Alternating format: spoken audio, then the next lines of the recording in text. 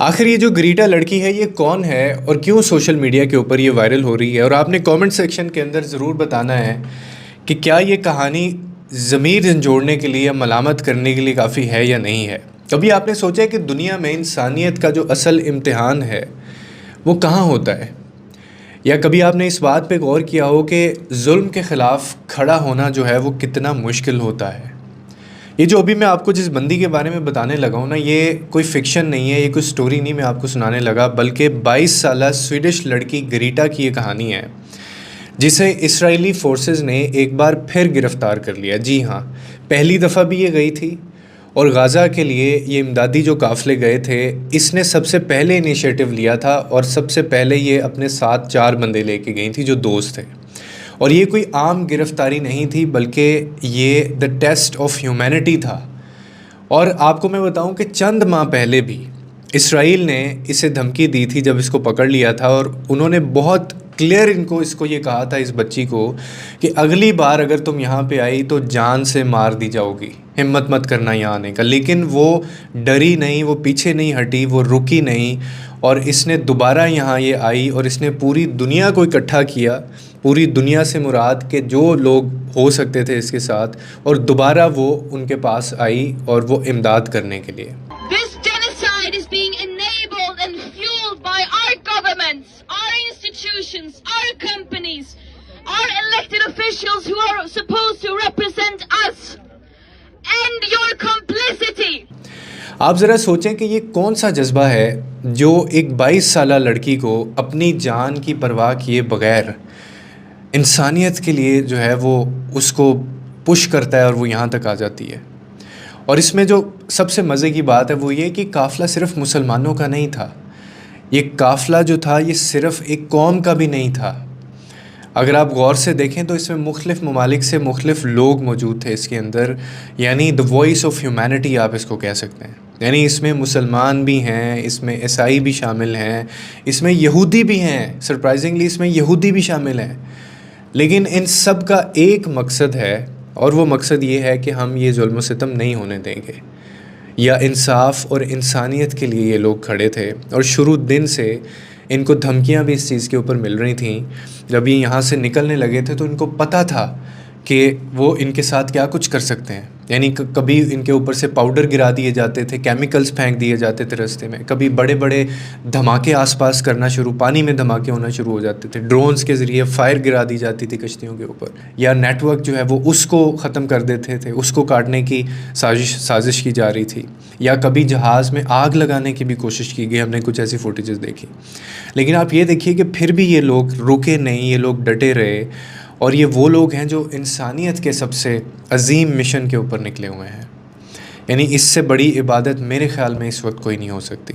लेकिन कुछ सवाल हैं, और वो सवाल क्या हैं जिनके जवाब हमें ढूंढने हैं या आप लोगों को देने हैं, कि जब गैर मुस्लिम लड़कियां या दूसरे मज़ाहिब के मानने वाले जो लोग हैं वो जुल्म के ख़िलाफ़ आवाज़ उठा रहे हैं, वो जा रहे हैं, तो हमारा तो सबसे पहला ये रिस्पॉन्सिबिलिटी है, बहसीयत मुसलमान, हम क्यों खामोश हैं, हम बात क्यों नहीं करते, हमारे यहाँ से लोग क्यों नहीं जाते जब वो अपनी ज़िंदगियाँ ख़तरे में डाल रहे हैं, वो लोग जिनका इस्लाम से दूर दूर तक कोई ताल्लुक़ नहीं है। और हम सोशल मीडिया पर एक पोस्ट लिखने से भी डरते हैं कि हमारा अकाउंट हैक ना हो जाए या हमें स्ट्राइक ना पड़ जाए और उसके बाद मेरा अकाउंट बंद हो जाएगा। क्या हमारा ज़मीर मर चुका है? क्या हमारी ज़ुबानें जो हैं वो बंद हो चुकी हैं?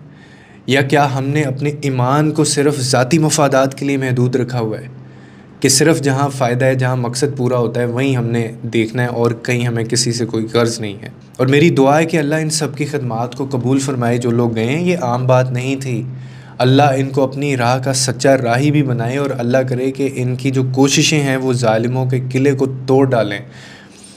लेकिन सवाल वही रहेगा, मैं आपको बता रहा हूँ, कि हम लोग कहाँ पे खड़े हुए हैं, हमारा अपना रोल कहाँ है। अभी मैंने एक वीडियो बनाई, पिछली वीडियो पे भी मैंने कोशिश की इसके ऊपर बात की, और इसके अलावा मैंने 2-3 और वीडियोस भी बनाई थी, फेसबुक के ऊपर भी शॉर्ट्स डाले।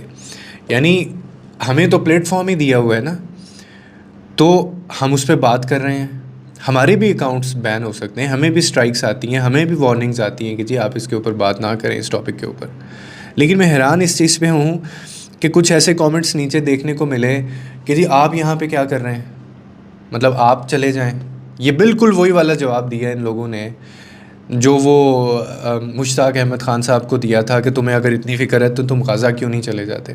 मतलब अगर इधर बैठ के कोई बंदा, आप ज़हनी गलाज़त का अंदाज़ा करें कि यहाँ पे अगर कोई बंदा उनके ख़िलाफ़ बात करता है या गाज़ा के हक़ में या उनके ऊपर जो जुल्म ज़्यादती हो रही है उनके बारे में अगर कोई बात करता है तो हमें आगे से ये कहा जाता है कि इतना शौक़ है तो उधर क्यों नहीं चले जाते।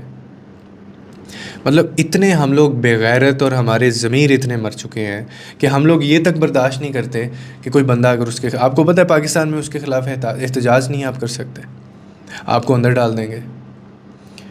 और दूसरी तरफ ये 22 साल की लड़की है, मतलब इसकी ज़िंदगी अभी पूरी ज़िंदगी पड़ी है, जहाँ ये जा रही है इसको पता है वहाँ से वापस नहीं आना शायद, और इसको धमकी मिली हुई है।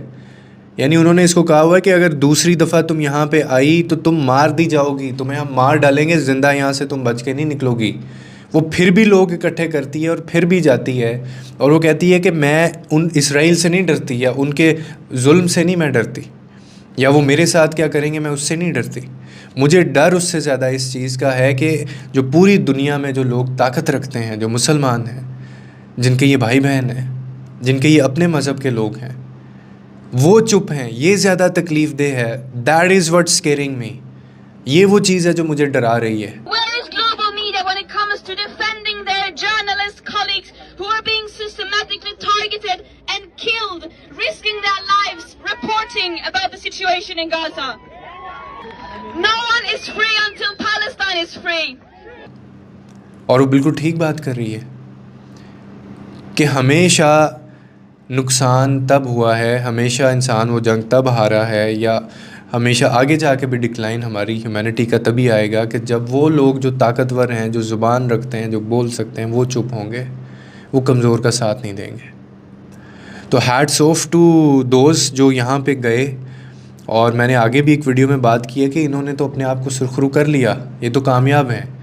हम लोग अपनी अब फ़िक्र मनाएं। जो हम कहते हैं कि हम नमाज हज उम्रे करके हम बख्शे जाएंगे, ये असल इबादत है करने की, जो लोग ये कर रहे हैं। और जो इनमें गैर मुस्लिम हैं, जिनका इस्लाम से दूर दूर तक कोई ताल्लुक़ नहीं है, मेरी दुआ है कि उनको ईमान की रोशनी जो है वो नसीब हो और उनके भी दिलों में ये चीज़ आए, ताकि वो ये जो कुछ कर रहे हैं उनको इनका सिला भी मिले, उनको इन चीज़ों का रिवॉर्ड भी मिले। आपका इस वीडियो के बारे में और इस बच्ची के बारे में क्या ख्याल है, कमेंट सेक्शन के अंदर लाजमी बताइएगा। लोगों के लिए आसानियाँ पैदा करें, रब आपके लिए आसानियाँ पैदा करेगा।